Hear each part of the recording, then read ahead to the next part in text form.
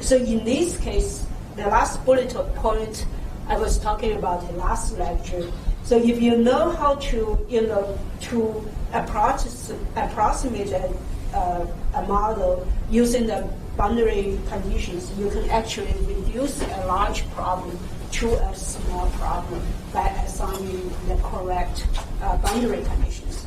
So for example, for this case, assume this plate is very long, and if you simulate everything in finite element, it probably will take a long time, or your computer will crash and the screen is a blue screen, right? I'm sure you had that before. So for this problem, actually there is a very easy solution for that, because what you care about is the stress over here, right, around the crack tip. In the extreme case, it would be you cut a small section of that and apply the Bernoulli's law to just simulate that small area. That, of course, requires more data processing. But in this case, what you could do is, if I look at, say, a section over here, is the stress over here very different from the stress over there? Probably not, right? The same thing on this side. If I look the stress over here, is it very different from the stress over there? Probably not, right? So there's no point to simulate this area because you know the stress is going to uniform based on the P and the area. So what's the point of simulating that in finite element? So what you want is actually just focus this area.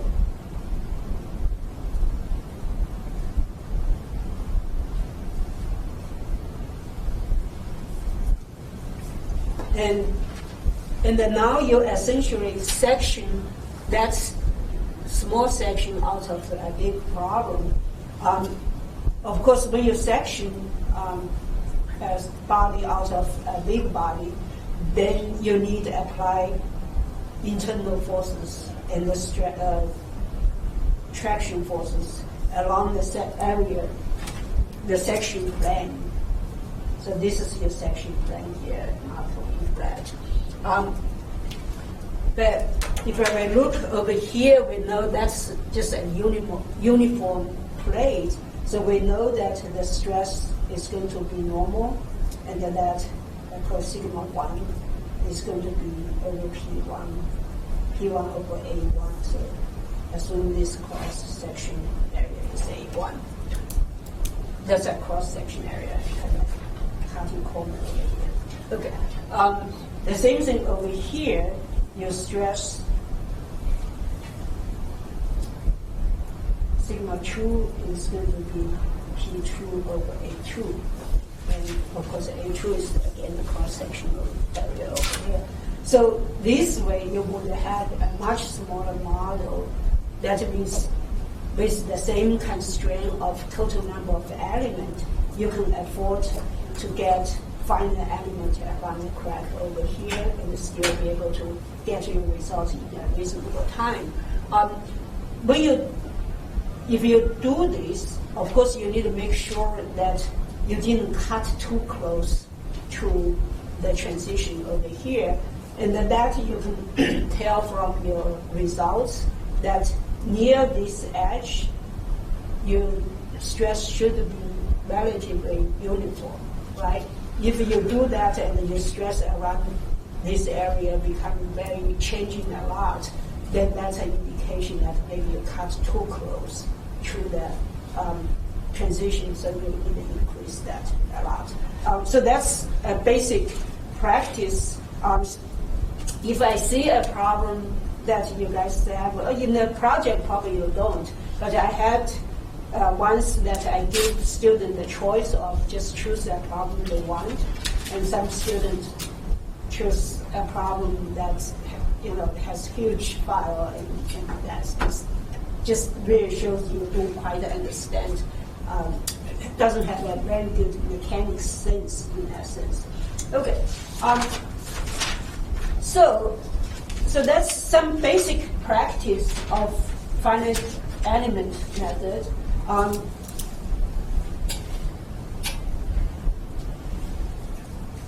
Now the question is, in this case, in terms of fractional mechanics case, we need to actually find the stress, and then we need to find the stress intensity factor from the stress, right? That's what we have been doing in the past using a kinetic model. The difficulty is that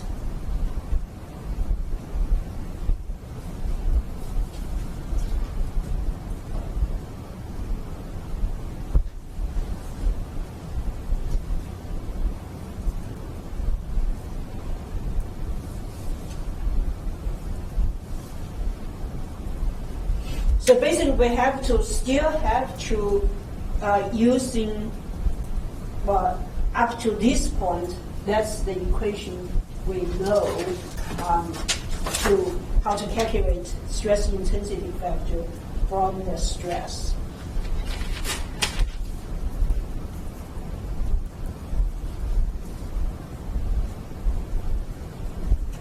Okay. The problem with this equation is this limit over here. So this limit, basically, I have to calculate the stress very close to the crack tip to get my K1. So this, as a limit, it only applies very close to the crack tip.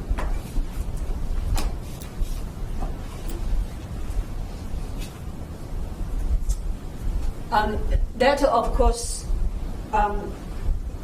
is a problem because if you remember correctly, or by the time you should know, that my stress, what happened as I move closer and closer to the crack tip, what happened to this sigma YY?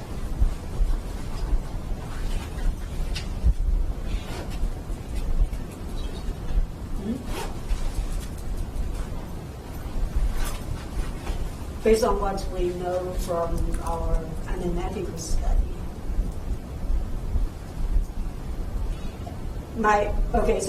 If my stress over here, say, is at this level, what is the stress near the crack tip? It will be increasing at what rate?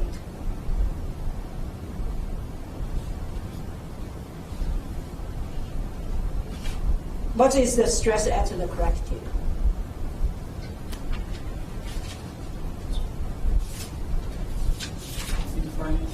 Infinite, right? Because my stress, my sigma YY is inversely proportional to the square root of R, right? So the stress will go to infinite. To go from a constant to the infinite, that means it changes quite a lot. Okay, and in order to capture that, that means you need to have very fine mesh to capture that. Okay, so we have very high stress gradient near the crack tip.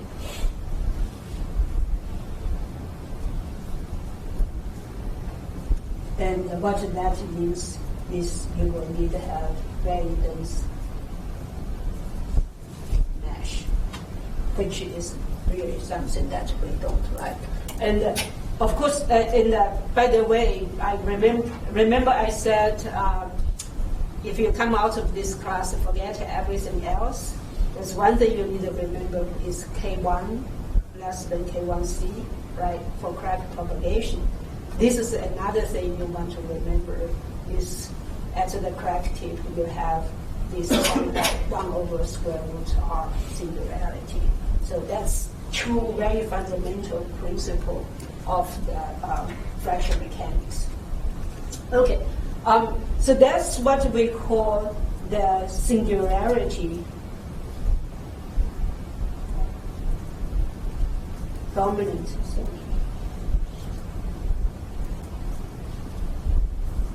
if you read paper, it's for SDC. So this is very small, and it can only accommodate a few elements.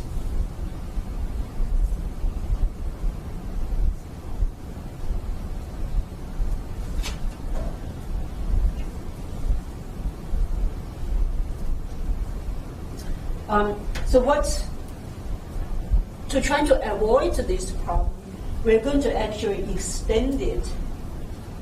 So if this again is my crack, I have my singularity zone, which usually is about 2% of my overall ligament I have.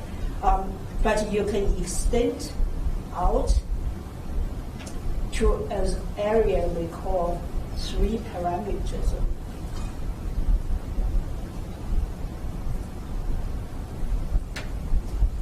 So in this 3-parameter zone,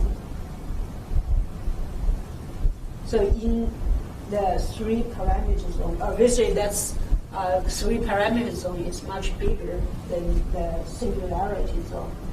You have now your sigma y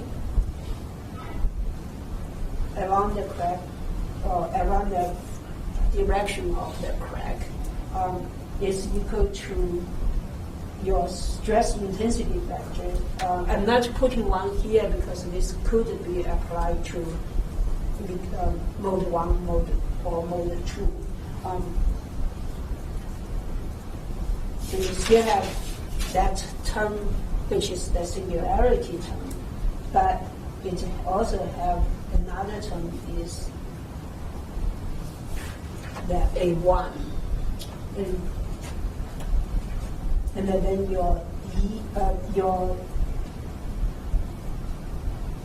displacement times your Young's modulus at theta equal to pi. So basically, it's in the back of the crack. So essentially, that's your crack opening over here. So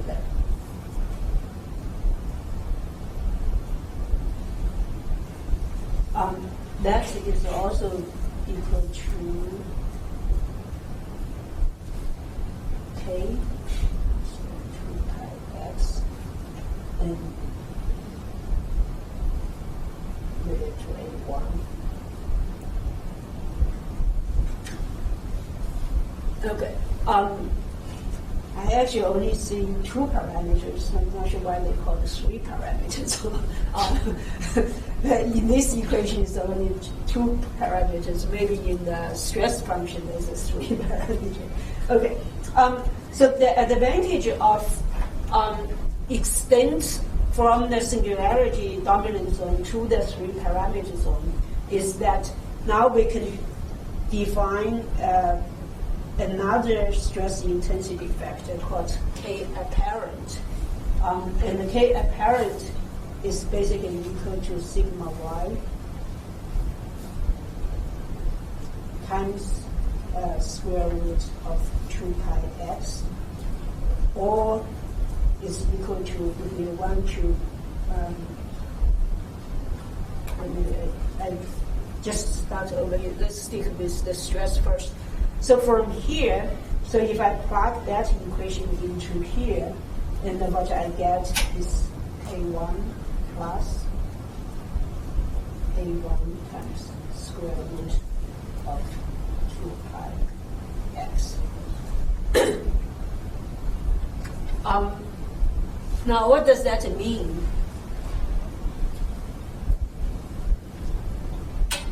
What does this equation mean?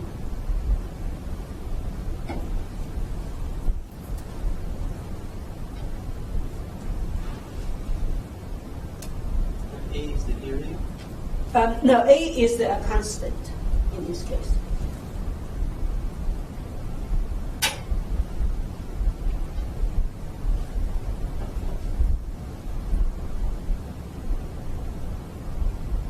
So how does K apparent change? K apparent change with X. In what fashion? Linear. in a linear fashion, right?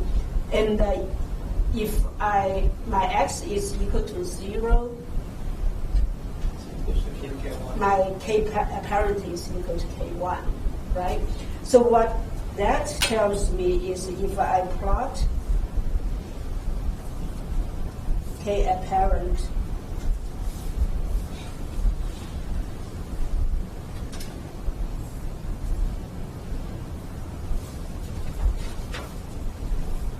if I plot k apparent, let's just assume A1 is positive. Actually, later I think A1 is negative, but let's just assume A1 is positive.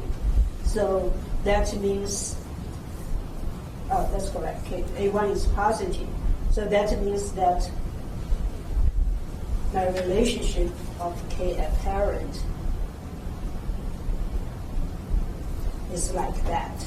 And it ended up with k1, right? So it's increase with x in a linear fashion, and then the intersection is k1. So the advantage of defining k-parent and get this relationship is now that my stress, actually, I don't need to calculate the stress very close to x. Because over there is the singularity and all that. Far away from the singularity. So if this is my SDC, and this is my 3 parameter zone. If I use my stress in this range, they don't have a large stress gradient. So I can find this stress relatively easy or use relatively coarse mesh, and then I extract this and plot them as x, and I fit that to a straight line, and then I extrapolate to find my k. So that's the advantage of using the 3 parameter zone instead of the singularity zone. You could also find k apparent using the crack opening, which you will actually take the crack opening and the times parameter like that. This is just trying to get rid of that 1 over r singularity and also give you a linear relationship. So you plug that equation over here, and then you get your k apparent is equal to k1.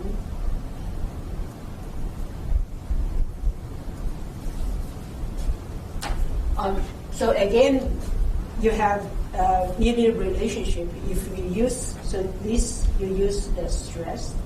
So this is from sigma y. If you use the crack opening, then you actually get something like that. And your displacement kind of falling there. So that's from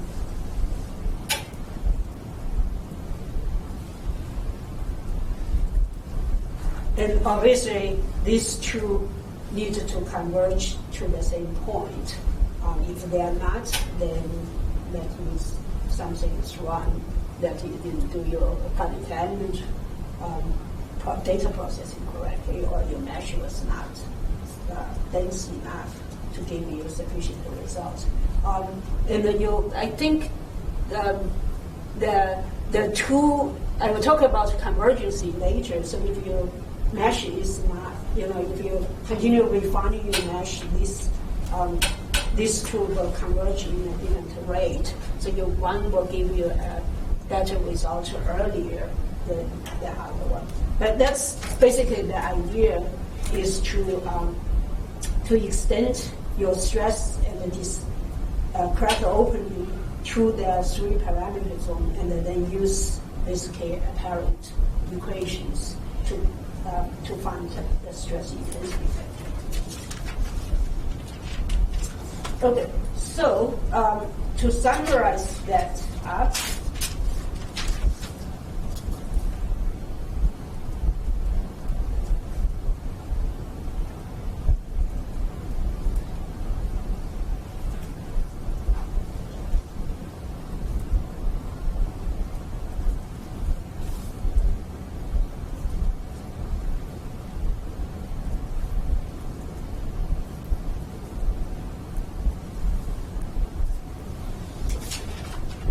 so the first step, of course, is you want to select your geometry.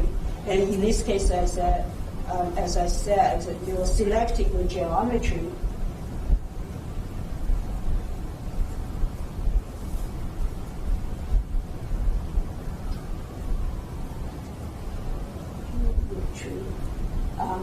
That represents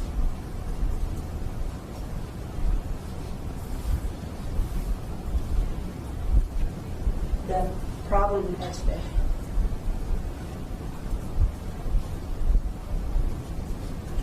And what that means is that the stress condition or the stress field around the crack tip is the same.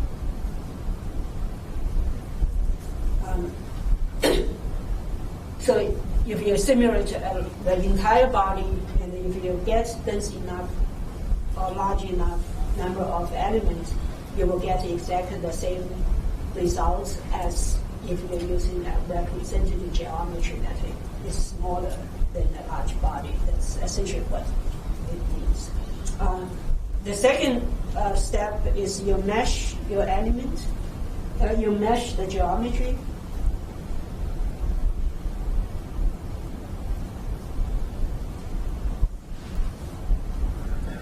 Using a 2D plane stress.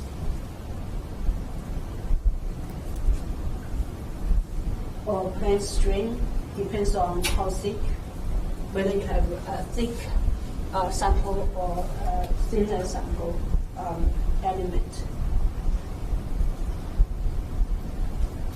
So make sure, so in this case, really do not use a 3D element because for 3D elements, it's actually not easy to control. So in this case, since we're going to calculate the stresses along the x theta equal to 0 or the displacement along the crack, so you want to make sure the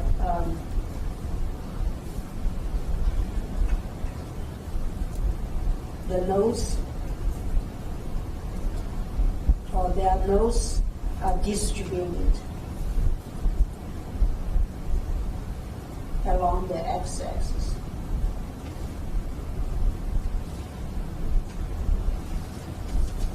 That's when you deal with mesh control, that's the same thing. We want to have a way to control the nodes distribution along the x-axis, because if you're calculating stress along the x-axis and then your mesh is very dense far away from it, it's not going to do anything. Right? So you need to make sure that you have some kind of mesh control scheme that help you to refine the mesh along the x-axis. Okay, and then you apply boundary conditions and the external load.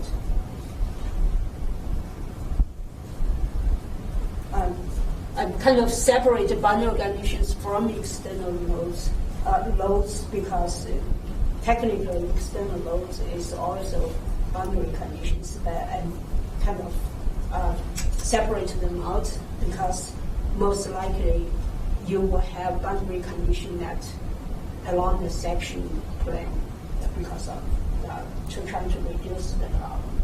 Okay. Then what's next?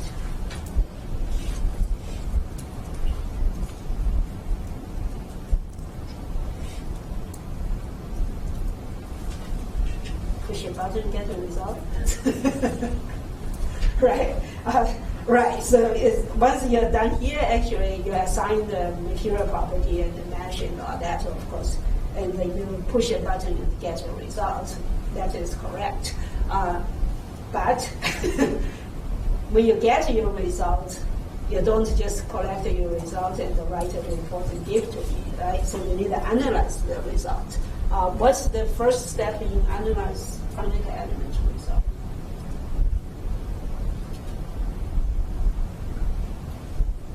See if it matches what you're expecting. See if you match what you're expecting. What if you don't know what well, you have somewhat idea what you're expecting. But if you really, if you really get it right, and then you don't know exactly what you expect to see or what's the exact solution, because most of the time you don't know the exact solution, because that's why you run finite element, right? So one way to make sure that your finite, or the first step to make sure your finite element method is correct is you check the convergency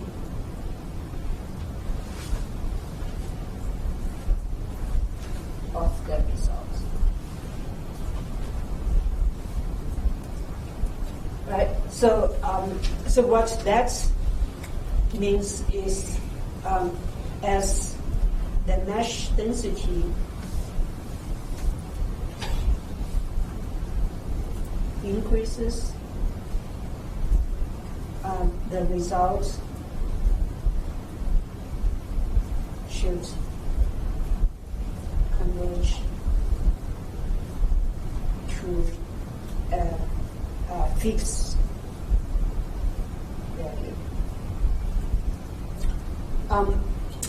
So, for example, in this case, you don't have, so what, you will probably say, what do you mean by the results, right?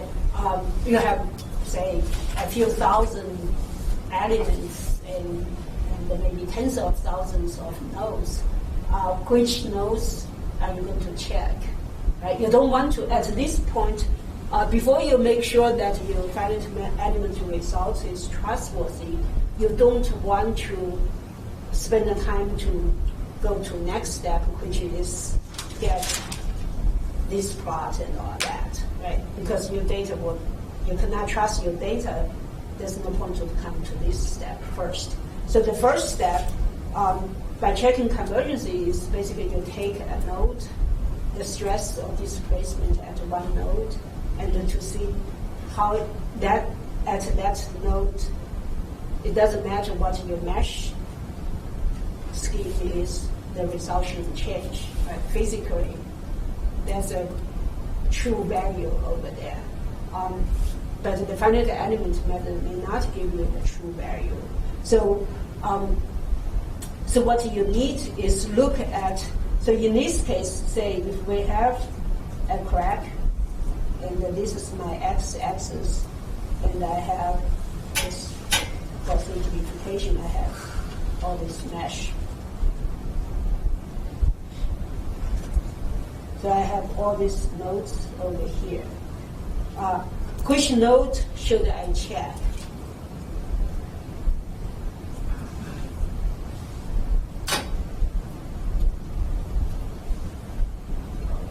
On the left side. This one? How many people agree we should check that one? Maybe a little bit, maybe a fixed distance of x. A little bit distance from x. Remember, we have very large stress singularity, stress gradients over here. So that means it will be very sensitive to mesh density, right? So we want to be maybe a little bit away. So again, we go back to our zones. So this is the stress singularity dominant zone. You don't want to take any noise inside the singularity dominant zone because that this is going to change quite a lot. What you want, so now we have these 3 parameters on which is where you're going to use, right? So it makes sense to choose the nodes over here. For that, is this one better or that one better? Is the one to the left or the one to the right better? Left. To the left is better, right? Because to the right, now we know that to the right probably is less sensitive to the mesh. So even if this one converges, doesn't mean that that one converges, right? So you want to choose the nodes carefully for checking your convergence because you want to choose the nodes that are most critical.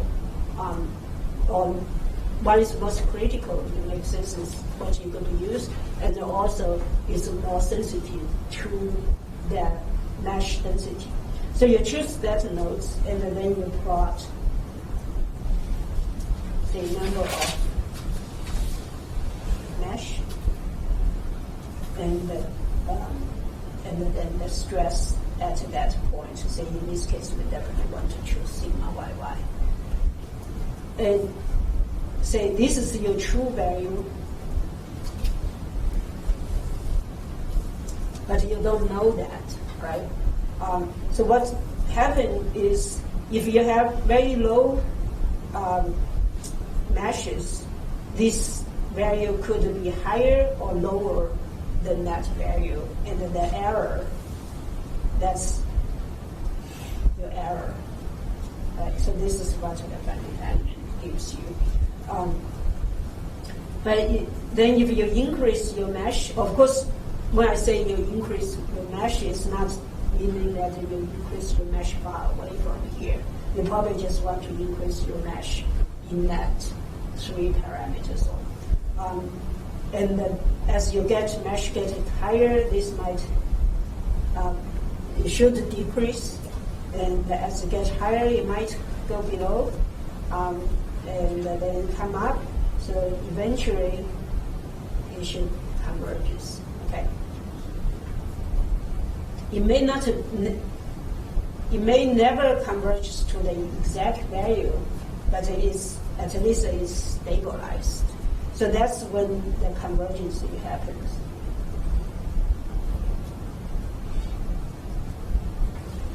Okay.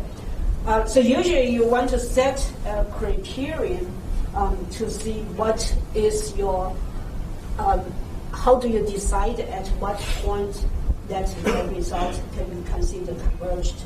So usually what you do is you define a convergence index, which is your error is equal to your current iteration minus your previous iteration. And of course that becomes percentage. So if that is, say, less than 10%, so usually you could be, depends on your problem, usually it's 5 to 10%. You can choose a value between that, depends on how accurate you want. Then you can, once your results don't change more than 10%, then you say, okay, I got it. Right? So that's the contingency. And of course, that is assume you increase your mesh in a meaningful way. It doesn't mean that if I have 10 meshes, I add 11 mesh, and now I get 10%, and say, hey, that's good, right? Your mesh have to be making sense, not just add one more mesh to that. Okay, so that's the first thing. Once you push the button and you get your result, the first thing you want to is check the convergency. So after you know your convergency, your mesh is converged, then you can calculate K apparent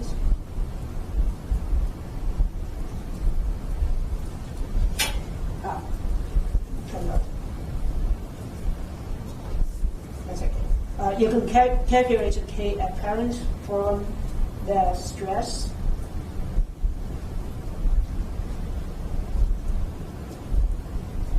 Or and the displacement.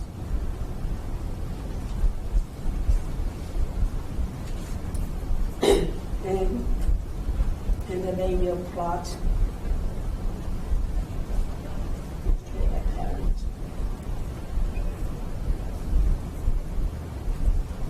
Versus your distance where you calculate your stress, you find your stress and I kind of skipped one step here. Of course, is you have to export sigma y and y and v from your finite element model. You cannot just look at on the screen and say, "Oh, that's my sigma y." You have to get it out of finite element package. Okay. And so then when you plot that kind of give you another indication whether your results is your finite element give you a good result or not, because now it has to be showing a linear trend. If it's not a linear trend, something is wrong. Okay.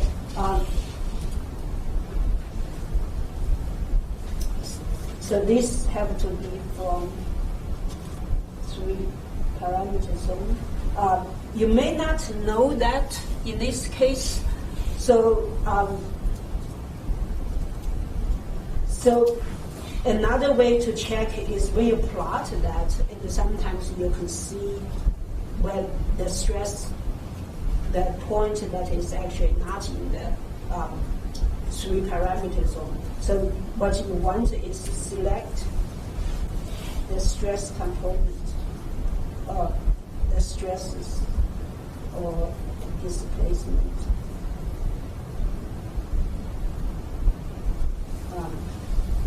That fit a linear line.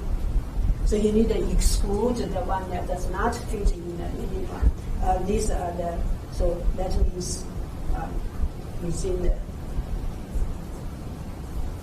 3 parameter zone. And then find the linear fitting equation.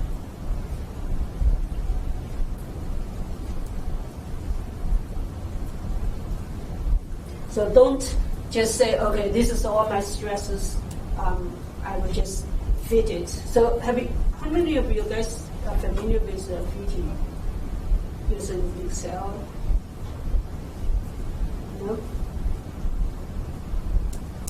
All right. Okay. So if I draw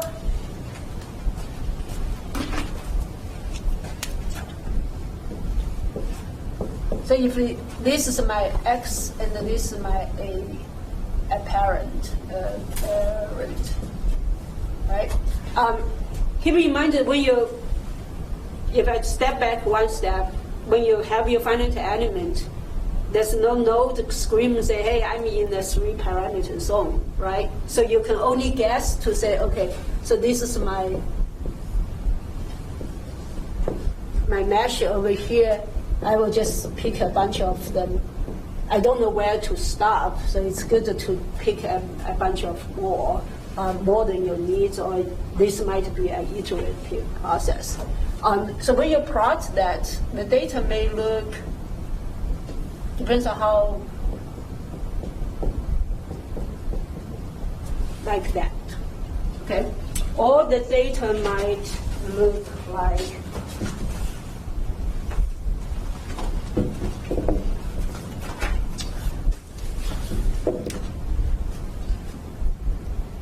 it might look like, say,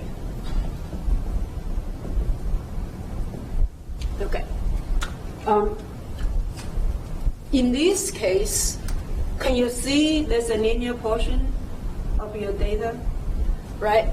You can see that this probably is kind of linear, right? And this one I don't know, so maybe I'll take it out and I add another one. And then that should give you the K1. The mistake a lot of students do is they will take whatever they got and then they fit a line. So if I take all the points I have and fit a line, what does that line will look like? It will look like probably something like this, right? And then, of course, we get K1 over here, which is 1. So you want to kind of look at this value and to see where is the number you want. In Excel, there's an R² value that you will have.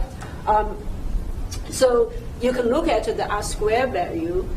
Obviously, for this case, for the first case and for the second case, this in a good linear fitting R²1 should be approximately equal to 1, and then this one maybe give you maybe 0.9 or 0.8 or 0.7, then that's bad, right? So if it's below 0.9, it's bad. Another mistake it might be is if you only have, say, 3 or 4 data points, you get you cannot get too bad with your R², but it doesn't mean that the data fitting is correct. In that case, you may just want to add a few nodes. So you need to have about maybe 10 to get a good, to trust the R² value. Okay. The problem with these, the red one, is actually when you have very few data points, it may look like linear, right? But it's actually not linear. Just because you are adding curve, if you zoom in, there's a linear portion, right? So if you only have a few points over here, if you draw your line, obviously that converges to the wrong place. So what this tells you is that actually, so you could have a bunch of data points over here. It looks like it's linear, but if you see something like this, that probably indicates you are in a singularity dominant zone. So what you want is go out more and make sure you have enough data points and converge it over here. Okay.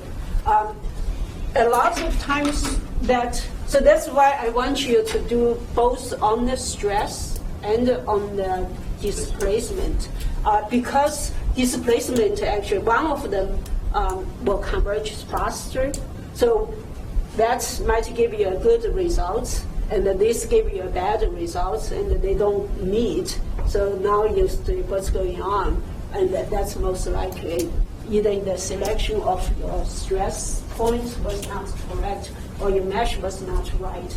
So, but at least it gives you an indication that your result is not correct.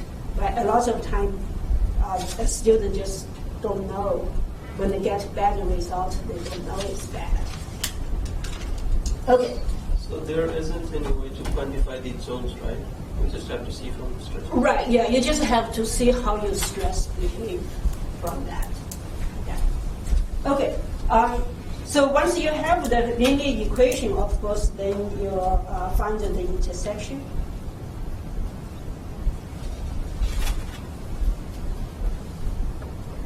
And that gives you the K1. And that, if you are really diligent, you probably want to check the convergence of that also, right? Just increase the density a little bit more to see if you get that value get to a fixed value. If you change the mesh somewhat and that K1 changes a lot, then that indicates that your results probably your finite element method is probably not correct. Another way is you take the K1 and validate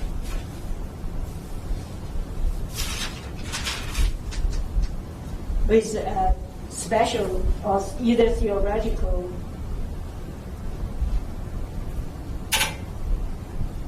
solution, which probably it's not going to happen because if you have a theoretical solution, why would you want to do finite element?